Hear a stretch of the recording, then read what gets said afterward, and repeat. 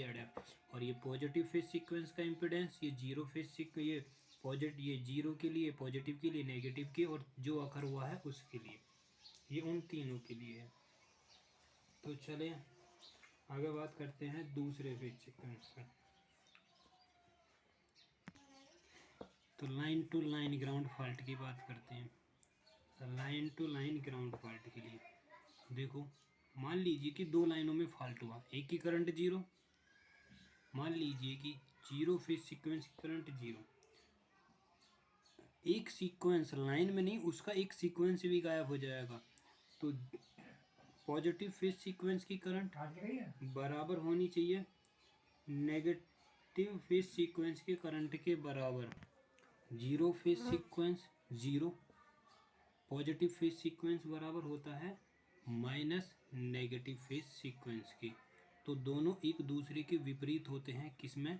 Line to line fault में। बोझा जाएगा, बताइए किसमें positive phase sequence negative phase sequence के विपरीत उसमें होता है, लेकिन दोनों का मैग्नीट्यूड सेम रहता है। पॉजिटिव फेज सीक्वेंस करंट का मैग्नीट्यूड नेगेटिव फेज सीक्वेंस के करंट के मैग्नीट्यूड के बराबर रहता है। यदि मैं इसमें से किसी भी एक उसकी निकालूं करंट, मान लीजिए कि पॉजिटिव फेज सीक्वेंस करंट बराबर होगी नेगेटिव फेज सीक्वेंस के, एक सीक्वेंस गायब हो जाएगा। ऐसे भी हो सकता, बताइए किसका एक सीक्वेंस गायब होता है? तो किसका होता है? लाइन टू लाइन ग्राउंड का। तो ई अपॉन का जो मेरे पास फॉल्ट वोल्टेज है, और अपॉन का x1 और प्लस का x2, ये जीरो फेज सीक्वेंस का इम्पिडेंस, ये नेगेटिव फेज सीक्वेंस का इम्पिडेंस, दोनों के इम्पिडेंस और बटे ई अपॉन का कर सकते हो। आगे देखो, आई एफ बराबर फॉल्ट करंट कितनी होती है? फॉल्ट करंट और √3 और इनटू जो भी आपके पास फेज सीक्वेंस है, चाहे नेगेटिव हो और चाहे पॉजिटिव हो। Fault current phase sequence current के √3 गुना ज़्यादा होता है। लेकिन याद रखना है, लाइन टू ग्राउंड फॉल्ट में जीरो फेज सीक्वेंस करंट या फिर नेगेटिव, ये बराबर होती है फॉल्ट करंट की 3 गुनी। यहाँ पर जो फॉल्ट करंट है वो कितनी होती है? √3 गुना पॉजिटिव फेज सीक्वेंस या नेगेटिव फेज सीक्वेंस के √3 गुना ज़्यादा, और यहाँ पर कितनी होती है? √3 गुना कम। चलो आगे देखो, ये याद रखो। दूसरी इसमें बात होगी कि इसके जो ऑप्शन होंगे सीरीज अपोजिशन में होंगे। किस में होंगे? Series opposition. इसके सीक्वेंस जो होंगे सीरीज अपोजिशन में होंगे। किस में होंगे? सीरीज अपोजिशन में। तीसरा पार्ट देखो, line to line ground fault. इसमें positive phase sequence voltage, negative phase sequence voltage और जीरो फेज सीक्वेंस वोल्टेज तीनों बराबर होते हैं। मैंने बोला है line to line ground fault में zero phase sequence voltage, negative phase sequence voltage और पॉजिटिव फेज सीक्वेंस वोल्टेज, तीनों की वैल्यू क्या होती है? बराबर होती है। मैंने कहा जीरो नहीं कहा कि जीरो होती है, मैं कह रहा हूँ कि zero phase sequence, negative phase sequence और पॉजिटिव फेज सीक्वेंस, तीनों की वैल्यू क्या होती है? बराबर होती है। किसमें? Line to line ground fault में। और तीनों फेज सीक्वेंस, पॉजिटिव भी और नेगेटिव भी और जीरो भी, तीनों की वैल्यू क्या होती है? जीरो होती है। तीनों फेज सीक्वेंस की करंट का सम जीरो होता है।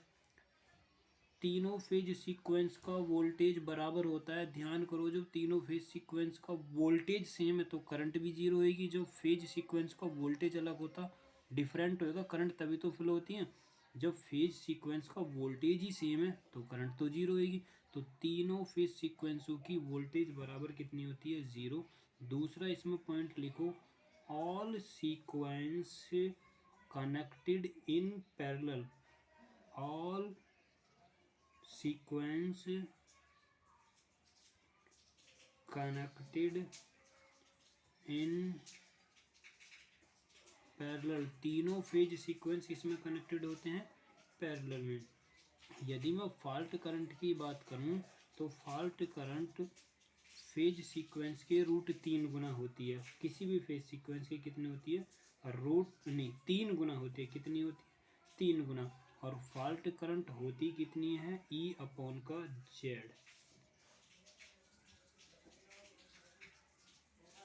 चलो आगे देख। तो फॉल्ट करंट हो गया हमारे पास। ये आप पता लगिए कि फॉल्ट करंट कितना होता है? 3 × I कोई का नाम फेज सीक्वेंस के। आगे देखो, एक हमारे पास, अब हम बात करेंगे 3 फेज फॉल्ट की। अब देखो 3 फेज फॉल्ट की, दोनों की, चाहे वो 3 फेज ग्राउंड फॉल्ट हो चाहे 3 फेज लाइन फॉल्ट हो, कंडीशन एक ही रहनी है। तो मैं किसी एक फॉल्ट की कंडीशन बताता हूँ, क्योंकि बैलेंस है, बैलेंस वाली बात वही होगी। तो मैं कहूँगा कि फॉल्ट करंट बराबर, 3 फेज की बात कर रहा हूँ, 3 फेज फॉल्ट की, बैलेंस वाली, सिमेट्रिकल में। तो फॉल्ट करंट किसी भी फेज सीक्वेंस के बराबर होती है, जो होती है E/Z1। याद रखना, इसमें पॉजिटिव फेज सीक्वेंस, तीनों फेज सीक्वेंस की वोल्टेज 0 होती है। मैंने यहाँ पर बताया था कि line to line ground fault में तीनों वोल्टेज फेज सीक्वेंस की वोल्टेज बराबर होती है, लेकिन 0 नहीं होती है। लेकिन यहाँ पर तीनों वोल्टेज 3 फेज लाइन फॉल्ट में तीनों फेज सीक्वेंस की वोल्टेज क्या होती है? 0 होती है। आई VR बराबर 0, VR2 बराबर भी 0, और VR0 बराबर भी कितने लिख सकता हूँ मैं? 0 लिख सकता हूँ। और आगे देखो, यदि मैं इन्हीं को कहूँ कि VR1, कह तो नहीं सकता लेकिन बोल सकते हैं कि VR2 बराबर VR0 बराबर 0। कंडीशन कैसी होती है ये? बैलेंस्ड सिस्टम की। किसकी होती है ये? बैलेंस्ड सिस्टम की। चलो और कुछ पॉइंट नोट करके लिखो। हाँ बताता हूँ। इधर देखो, short circuit fault is shunt fault. Short circuit fault को क्या बोला जाता है? Shunt fault. नोट करके लिखो इसको। शॉर्ट सर्किट फॉल्ट को शंट फॉल्ट भी बोला जाता है। क्या? Shunt fault. क्योंकि short circuit fault shunt fault इसलिए बोला जाता है क्योंकि शंट में मैक्सिमम करंट फ्लो होती है, और वही किसका रिप्रेजेंटेशन देती है? शंट का।